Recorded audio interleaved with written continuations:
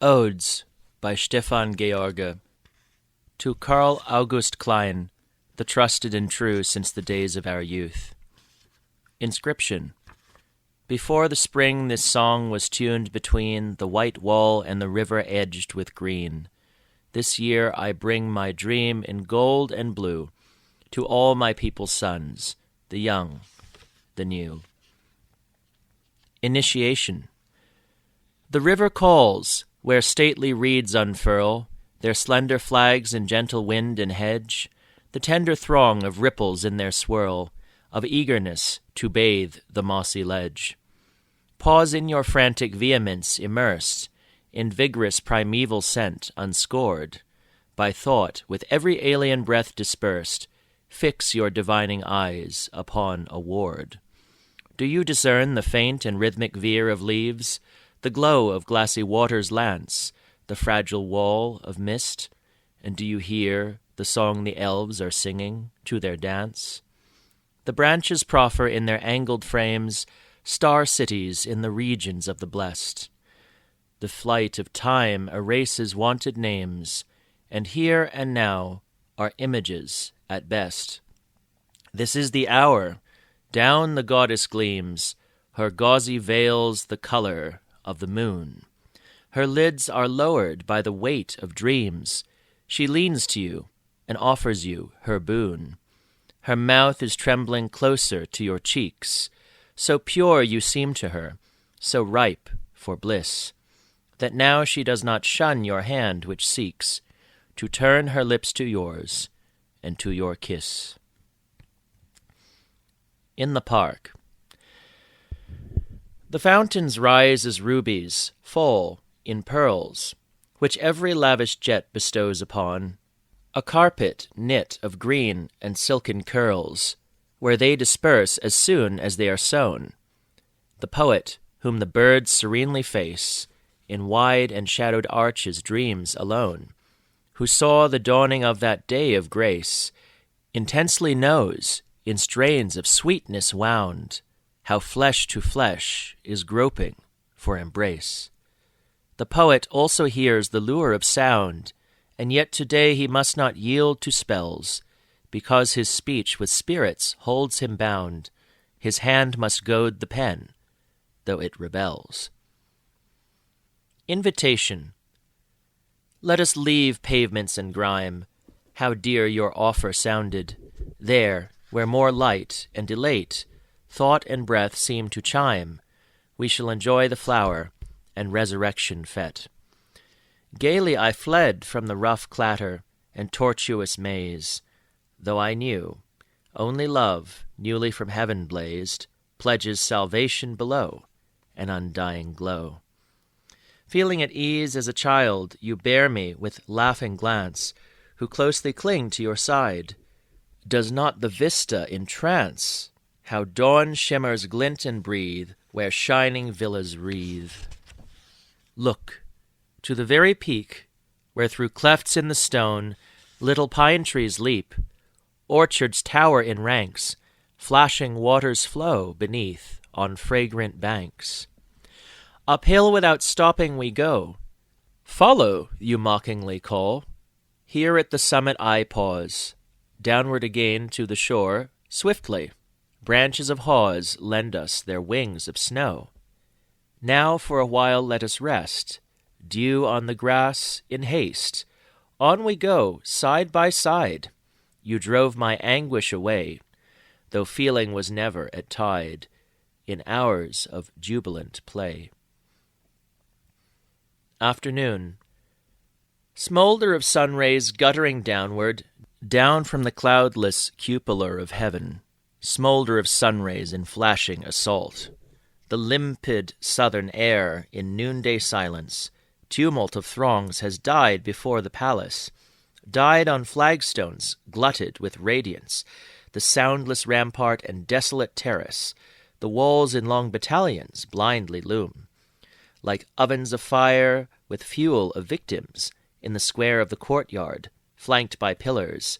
Agile fountains falter in their arts. Above the beds where shrubs have drooped and shriveled, Breath of blooms, half withered, clings in layers. Smoulder of sun rays guttering downward, down from the cloudless cupola of heaven. He is lonely. They fall on his shoulders and hair, ceaselessly, and he feels them with boundless delight. For he fled from the chamber's fragrant coolness, seeking counterblaze for destroying blazes, until faintness reprieves him. He yields and sinks, down-sliding close to a column's base. Smoulder of sun rays, guttering downward. An encounter. The longer shadows summoned milder glows. The drooping body on which noon encroached was urging to the lips of fresher flows, and then, between the pillars, you approached. My glances drew me from the path I seek, but brief and shy they only dared to yearn, on velvet white, of brow and cheek. Unanswered they were driven to return. And crazed with magic, mad to clasp, they trailed the slender bow-street limbs in walking curved, and wet with longing then they fell and failed, before into your own they boldly swerved. O that your whim restored you to my sight! Let not a newer form obliterate the past. It was my task, through endless night, to conjure you devoutly, trait by trait. In vain! A steady rain of bitter lie mists and obscures what painfully I scored. It pales. How was your hair, and how your eye? It pales and trembles in a dying chord. Love feasts in new terrains. 1. The coals are glowing. Let the incense ooze, and when the resins hiss and are dispelled, we cling in clouds where vapors fall and fuse, and fervent wish and sweet desire weld. Light up the sconces, let the tapers shine. The fumes hang heavy as in sacred naves, and palm to palm in silence we divine a host of melodies that join to waves. No tender breath, in choruses like these, virginal down would mar the harmonies, like curls produced by artifice and lies. Cast other grains into the brazier, so our senses caught in silver surge may know the woman weary, wonderful, and wise. 2. The sky-blue satin of the tent is traced with golden symbols of the moon and stars, and on a socle at the edge are placed the malachite and alabaster jars. A triple chain supports the copper globe, which dims our shining brows with feeble rays. An ample burnous serves us for a robe, and let us not forget the myrtle sprays. The draught will soon beget prophetic tone. We listen to on mats of plaited hair. Before the hospodar, each gesture known, the boy profoundly bows, as in a spring. Of magic I am dawningly aware, of early days when I was still a king. Transformation. On twilit paths when shadows fall, over bridges and on toward tower and wall, when lilted cadences call, in a golden chariot ferried, on pearl-grey pinions, and carried, where scent of linden beguiles, swing down to earth, with gentle smiles, and anodyne breath. Under the mast of a ship which forges away, over the glittering web of water and ray, entranced to be free of the bay, in a silver chariot ferried, on chrysolite mirrors and carried, where cinnabar vapor beguiles, swing down to earth, with joyful smiles, and sensuous breath. Jubilant dies of the end, and the sun floated under. Breakers snatch at the planks and tear them asunder, and tempests rumble and thunder. In an iron chariot ferried, on clods of lava, and carried, where cinnabar vapor beguiles, swing down to earth with savage smiles and smouldering breath. Parting. The silver beaches linger hand in hand along the sands where crowding waves careen. The yellow furrows verge on pasture land. A villa hides in gardens drenched with green. Beside the morning glory arbor beams around his young and mournful forehead drew. Belief in songs to come still fills his dreams. His glances journey through the boundless blue. Beyond, where clouds are shaped to shining peaks, and ships advance with tall and carven prows, or sleep surrendered to the bay, he seeks the shores of wonder his desires rouse. The eyes he loves are gazing fixed and wet. He takes the gift of gods, a little shy, a hint of sad adieu, a faint regret, without a thought of fame, without a sigh. Serenade. Too long, too lavishly your eyes, the blue of turquoise, shine for one. I wait in rue. The stones are solaced by your garment's hem, I scarcely by a dream. In days of old the gods were not so cold, when from the throng which rapture rendered bold, a youth in flames of holy fervour caught, forsook the sunny earth in adoration. They prized the stainless sacrifice he brought, and smiled and granted signs of commendation. Am I beyond the age of offering? Has honeyed lust for death annulled my right? Did I not hear the fanfares soar and sing the shining ode of love's delight? But if you deign to let a shimmer sever your lashes piercing me, then I should frown upon all hope of ecstasy forever. Discard my psalter, having sung your grace. I should reject the shadow of renown and perish like the moth without a trace. Shore. Oh, let us leave the meadows of the sea, which, though they rear and strain in surly foam, sustain only the wild gulls in their dipping flight, and lave the virgin heavens endlessly. Too long we wore a mask before the light.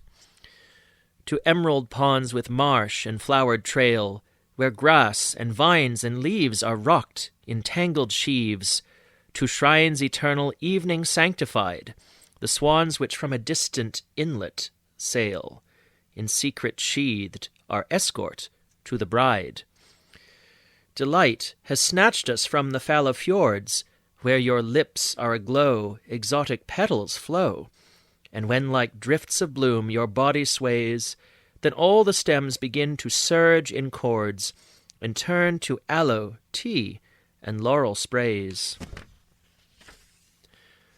Late summer. Voices from the terrace fading, in the gardens gather sound, under platans ample shading, haughty beauties flounce around, pert in elegant allures, on the arm of paramours, closer clinging, and with sweet nods they greet. Oh, the hoops that boast of rich children agile in their wile, yielded to the airy style, questions idling on the tongue, with the perfumes that bewitch, swept along. Drums are still and viols thrill, distant hoofbeats, riders amble, slowly onward, careless ramble, flippant whispers flutter, rise, in surprise. Gay and empty gallantries, foe to action's turbid seas, languid wisdom, spas alone, strike this tone. Gondolas are gliding past, gentle rhythm, gentle lure, lap of oars on water cast, mingle lightly to a sprightly pompadour. In retrospect, once more I guess behind the curtain, scraps of mist the evening twines, behind the boughs of plane trees threaded through the grain in curious lines. The realm my sceptre yesterday still ruled, but now transformed and far, a Tyrus pond and garden frond in liquid tints of dew and tar. Here beech tops on the shore divide the airy villa from the street. A clearing in the forest hums with flocks of deer on flitting feet. O ships, parade of haughty swans, your colours were a gift to me, O you that like a mother swelled my faith in my own songs, O sea. On the terrace. Before the boastful balustrade, the slopes effuse the skyey green of gliding glaze, a web of trees and houses lit with hopes. The goddess casts her shadow on the vase. I hurry forward to the flaming wheel, a flash, for us a chain of runic light. On sudden pinnacles of grace we reel, and then are buried in abysmal night. And now the tracks are blotted, I return. The goddess casts her shadow on the vase. If you were great enough and could discern, my foolish transport scars me with its blaze. O triumph, it is you! In sunset flame, of glances we exchanged, I read my grief. A herald of yourself you staunchly came, and our togetherness was proud and brief. Address. I never shall rejoice in cold esteem when you deny your flesh with regal pride. To common wenches and their brazen dream you held aloof from them, and yet you sighed. Your hands indeed must all in vain be wrung, for draught of solace from a higher sphere. O would that from a mother I were sprung, so I myself could bring it to you here. Whether you begged or bade imperiously, no double red would pour into my face. I should surround you with a silken sea, on sumptuous purple yield to your embrace. But I can only soothe with phantom kiss a child of buoyant cloud and crystal air. I cleave through chaos, sing your state of bliss, and bear as I divine, you also bear. Pictures. The Infante. With shield and dagger under fallow frieze, he stands in a dark oval rimmed with gold. A pale and smiling child, his brother twin, was only briefly in this hall, where then no stranger gawked. The frosty mountain breeze had proved a playmate who was more than bold. But he himself will never grieve at all that he was kept from growing old and grim, like this or that one on the neighboring wall, for blessedness has been accorded him. When glass pomegranates to the moon unclose, he is companioned by a shining elf, and often follows, flying and in fall, with her the fondly cherished silken ball, which, coloured like the olive and the rose, is still agleam upon the oaken shelf. Fra Angelico. Above the graceful headings of the story, eternal vigil over mortal plight, the ruthless sire's message full of glory, he worked the wonder of unfailing light.